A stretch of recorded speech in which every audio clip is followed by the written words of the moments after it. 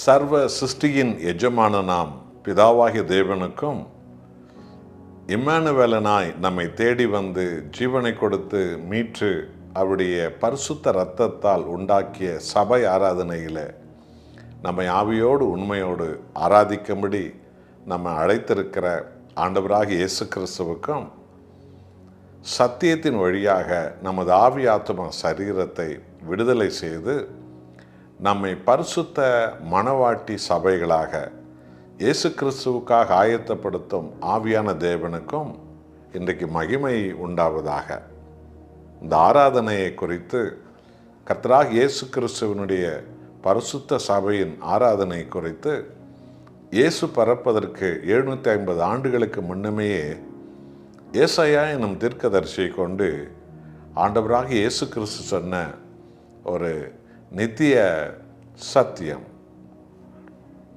ஏசாயா 56ஆம் அதிகாரத்தில் 7வது வசனம், நான் என் பரிசுத்த பர்வதத்துக்கு கொண்டு வந்து என் ஜெப வீட்டில் அவர்களை மகிழ பண்ணுவேன். அவர்களுடைய சர்வாங்க தகனங்களும் அவருடைய பலிகளும் என் பலிப்பிடத்தின் மேல் அங்கீகரிக்கப்பட்டிருக்கும்.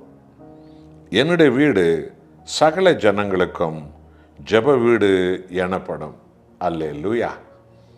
என்னுடைய வீடு சகல ஜனங்களுக்கும் ஜெப வீடு எனப்படும் என்று சொல்லி ஆண்டவராகிய இயேசு கிறிஸ்து அவருடைய பரிசுத்த உடலாம் பரிசுத்த திருச்சபையை பூமியில் அவர் வருகை மற்றும் ரட்சிப்பின் மக்களை அந்த இடத்துல கொண்டு வந்து உலகமெங்கும் இருக்கிற எல்லா மக்களுக்கும் கர்த்தாதி கர்த்தர் ராஜாதி ராஜனா தேவன் ஆண்டவராய் இயேசு கிறிஸ்து என்னுடைய வீடு சகல ஜனங்களுக்கும் ஜெப வீடு எனப்படும் என்று சொன்னார்.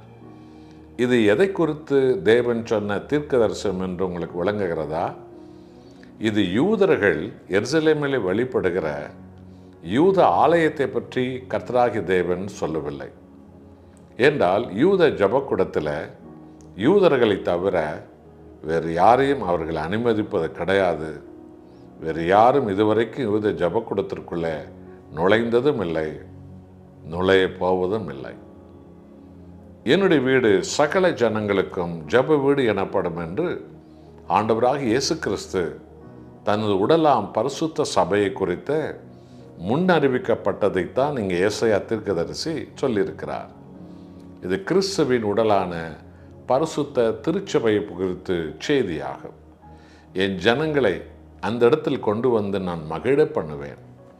ஆமென். அன்பானவர்களே, ஆண்டவராகிய இயேசுவை பிதாவாகிய தேவனை ஆவியான அந்த மகிமை உள்ள தேவனை ஒவ்வொரு வாரமும் இந்த ஞாயிற்றுக்கிழமைகளில் ஆராதிப்பது என்பது மகிழ்ச்சியும் சந்தோஷமும் சமாதானமும் இதோ பெரிய ஒரு மாபெரும் ஆசீர்வாத அபிஷேக ஸ்லாக்கியம் நிறைந்த ஒரு நாள்.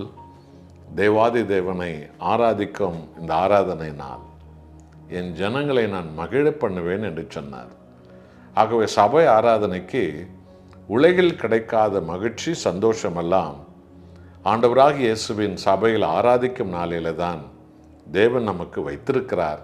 அந்த மாபெரும் பொக்கிஷத்தை அதை பெற்றுக்கொள்ள வேண்டும். என் ஜனங்கள் செலுத்தும் தகன பலிகள், பாவ பரிகார பலிகள், ஆம் தங்களையே ஜீவ பலியாய் நமது உடலை கொடுக்க கர்த்தர் நம்மை அழைத்திருக்கிறார். நம்மையே நாம் கிறிஸ்து இயேசு வழியாய் பிதாவுக்கு ஜீவ பலியாய் பரிசுத்த பலியாய் நம்மையே நாம் அர்ப்பணிக்க நாம் அழைக்கப்பட்ட நாள்தான் இந்த ஆராதனை நாள்.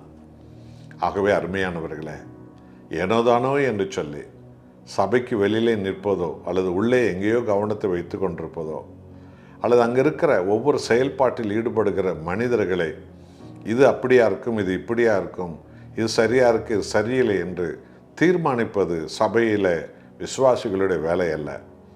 தேவாதி தேவனுக்கு தன்னையே உயிருள்ள பலியாய் பரிசுத்த பலியாய் அர்ப்பணிப்பது தான் ஒவ்வொரு விசுவாசிகளுடைய தேவன் எதிர்பார்க்கும் அற்புதமான ஆராதனை ஆகும். நம்மையே நாம் கிறிஸ்து இயேசு வழியாய் பிதாவுக்கு ஜீவ பலியாய் கொடுப்பது. தகன பலி என்று ஆண்டவர் சொன்னார். அதனுடைய பொருள் என்ன தெரியுமா? ஒரு பலியிடப்பட்ட ஆட்டுக்குட்டி முழுவதுமாய் நெருப்பிலே தேவனுக்கென்று அது சுட்டெரிக்கப்பட்டுவிடும். அது முழுவதும் தேவனுக்கு சொந்தமாய் விட்டது. அதுபோல தான் நமது ஆவி ஆத்மா சரீரமும் ஆராதனை நாளில் தேவனுக்கு முழுவதும் சுட்டெரிக்கப்பட வேண்டும். சகல மாம்சிகமும் சுட்டெரிக்கப்பட வேண்டும். எல்லா பாவ நாச மோசங்கள் சுட்டெரிக்கப்பட வேண்டும். நமது உலக சிந்தைகள், உலக எண்ணங்கள் எல்லாம் சுட்டெரிக்கப்பட வேண்டும்.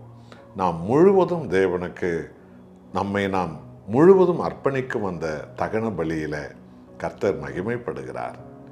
ஆகவே என்னுடைய வீடு சகல ஜனங்களுக்கும், நம் முழு உலகில் உள்ள ஜாதி மத இனபேதமின்றி எல்லா மக்களும் ஆண்டவராக இயேசு கிறிஸ்துவின் பரிசுத்த சபையில் ஒரே தகப்பனின் பிள்ளைகளாக, ஒரே தேவனுடைய ஜனங்களாக, ஒரே ஆட்டுக்குட்டியானுடைய இரத்தத்தாலும் அவருடைய உடலாலும் ஐக்கியமாக்கப்பட்ட பரிசுத்த சந்ததிகளாக, கிறிஸ்து இயேசு வழியாய் பிதாவுக்கு சொந்தமான உத்தம ஜனங்களாக, மணவாட்டி ஜனங்களாக, ஆவியானவரால் நாம் பலப்படுத்தப்பட்டு பரிசுத்தமாக்கப்பட்ட தேவனுக்கென்று பிரியமுள்ள சாட்சிகளாய் வாழக்கூடிய பரிசுத்த சந்ததிகளாக இந்த ஆராதனை நாளில் நம்மையே நாம் முழுவதுமாக நாம் தருவோம்.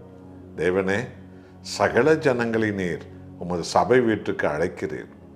நாங்கள் வந்து உம்மை ஆராதிப்பதோடு மாத்திரமல்ல, எங்கள் சொந்த பந்தங்கள், எங்கள் நண்பர்கள், கண்ணீரில் உள்ள, கவலையில் உள்ள, துயரத்தில் உள்ள, துக்கத்தில் உள்ள பலதரப்பட்ட மக்களையும் அன்பின் தெய்வமே, என் ஆண்டவராக இயேசுவே, உம்முடைய சபை வீட்டுக்கு நான் கொண்டு வருவேன்.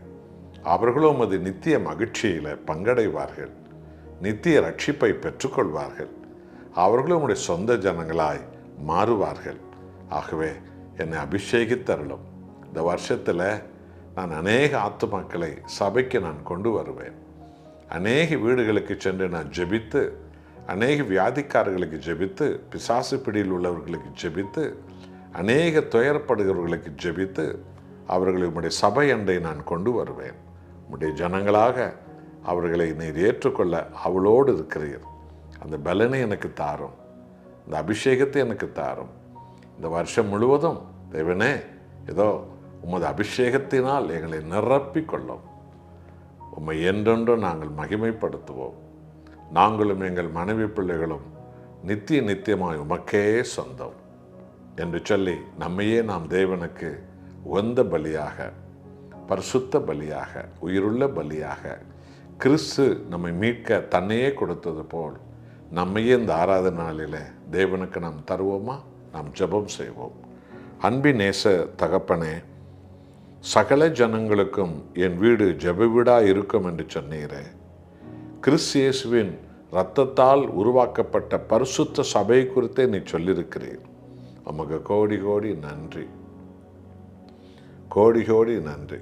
உம்முடைய சபை வீட்டில் தான் உலகம் தரக்கூடாத மகிழ்ச்சியும் சந்தோஷமும் ரட்சிப்பும் ஆசீர்வாதங்களும் பரிபூர்ண சுகமும் உம்முடைய சபை ஆராதனையில் தான் எங்களுக்கு கிடைக்கிறது. அங்குதான் கர்த்தர் ராஜாதி ராஜாவாய் இருக்கிறீர்.